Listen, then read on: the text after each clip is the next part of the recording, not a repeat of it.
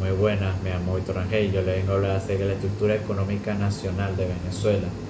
Iniciando primeramente por su fase agraria, tenemos que para finales del siglo XIX e inicios del XX, Venezuela era conocida predominantemente como un país agrario, pues su economía giraba en torno a la producción agrícola y pecuaria, con el cacao como principal producto de exportación.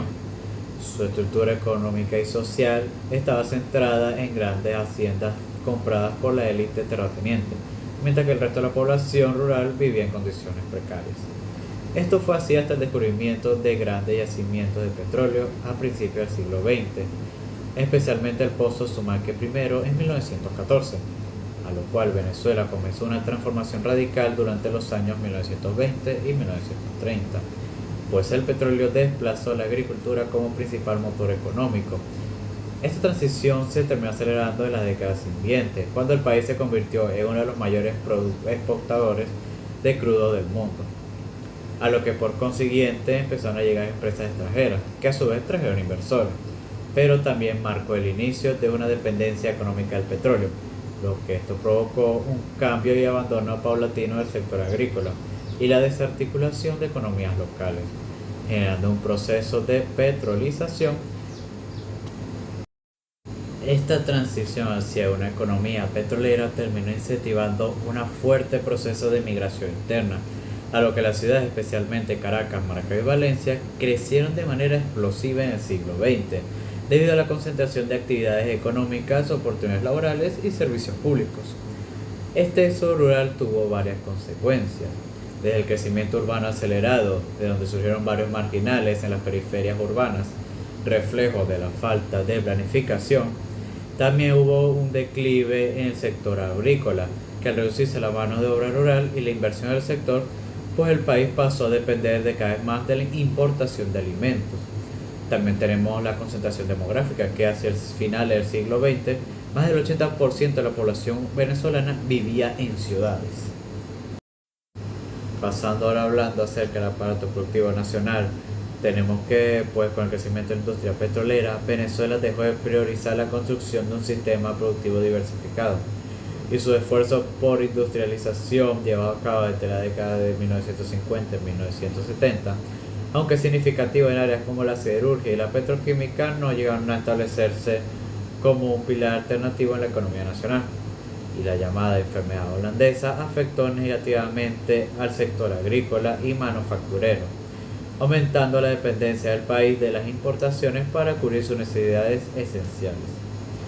A lo que en las últimas décadas la combinación de la caída de los precios del petróleo y la implementación de políticas inviables provocaron un colapso en el sistema productivo, con una drástica disminución de la producción interna de bienes y servicios. Todas estas consecuencias también se suele ver más que todo en las últimas 2 décadas, pues Venezuela ha experimentado una de las mayores crisis migratorias del mundo. Factores como la hiperinflación, la inseguridad, la escasez de bienes básicos y el colapso de servicios públicos ha llevado a millones de venezolanos a emigrar, principalmente en lugares como Colombia, Perú, Chile, España, Estados Unidos y otros países de Latinoamérica. Esta inmigración masiva trajo consigo varios impactos en Venezuela, ya que inmigración masiva ha llevado a la reducción de población activa en Venezuela y ha fragmentado familias. Sin embargo, la remesa enviada por los emigrantes ha aliviado la situación económica de muchas familias. Y claro, el impacto también ha llegado a otros países receptores, ya que estos han presentado varios desafíos al poder integrar a estos inmigrantes en su economía y sus sociedades, pero también se han beneficiado de su mano de obra y a su vez de sus dinamismos culturales. Ahora pasando a hablar acerca de la participación de los monopolios en la economía venezolana. Primeramente los monopolios estatales, en donde se encuentra el sector petrolero, como lo que es PDVSA, nacionalizada en 1976, siendo el mayor monopolio del país, controlando toda la cadena de valor del petróleo, exploración, producción, refinación y exportación. Aunque este ha presentado también varios problemas, como la caída de su producción, la mala gestión administrativa y su corrupción, y la falta también de mantenimiento de infraestructura. Otro sector que también podemos mencionar por parte de electricidad se encuentra Corpoelec, o Corporación Eléctrica Nacional, de la que ésta domina el suministro eléctrico, pero a su vez enfrenta colapsos frecuentes por falta de inversión y mantenimiento. Por parte de las telecomunicaciones tenemos a CanTV. Esta monopoliza gran parte de los servicios de telefonía fija e internet, aunque presenta una infraestructura desactualizada. En la producción alimenticia tenemos a Empresas Polar, que compite con empresas estatales como CASA, que es la Corporación de Abastecimiento y Servicios Agrícolas, y Mercal, aunque estas últimas han sido criticadas por su baja eficiencia y corrupción. Y aunque el Estado controlase varios sectores estratégicos, varios monopolios privados persisten en áreas como alimentos, bebidas y bienes comunes. Por ejemplo, Empresas Polar domina la producción de harina, maíz, cerveza y otros alimentos básicos. Y todos estos sectores también han tenido críticas, pues se han acusado de ciertos conglomerados privados de prácticas anticompetitivas. Y en contexto de escasez, el gobierno ha señalado a estos monopolios privados por especulación y acaparamiento. Y también la limitación de competencia, puesto que los monopolios estatales y privados restringen la llegada de nuevas empresas, es decir, afectando la innovación y la calidad del servicio. Y claro, también se encuentra ineficiencia, puesto que los monopolios estatales han sufrido de fuertes por licitación y problemas de gestión. Y también la falta de competencia lleva a precios altos y a servicios ineficientes. Por ejemplo, corte de electricidad y un acceso limitado de internet. Ya para finalizar hablaremos acerca de las inversiones extranjeras y nacionales. Empezando primeramente por las extranjeras, pues Venezuela fue considerado históricamente como un importante receptor de inversiones extranjeras, especialmente en el sector petrolero, con empresas como Chevron, ExxonMobil y Total, participando en la explotación y exploración de hidrocarburos.